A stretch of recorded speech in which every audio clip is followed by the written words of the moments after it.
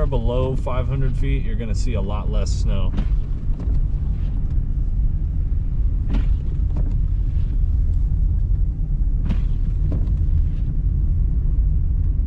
This is probably the worst hill.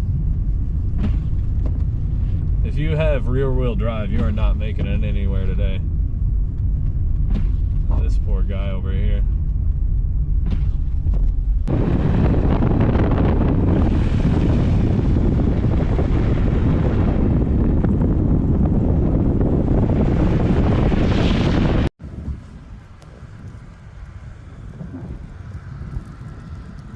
This is some of the heavier snowfall rates right now. This will continue for a good bit. Piling up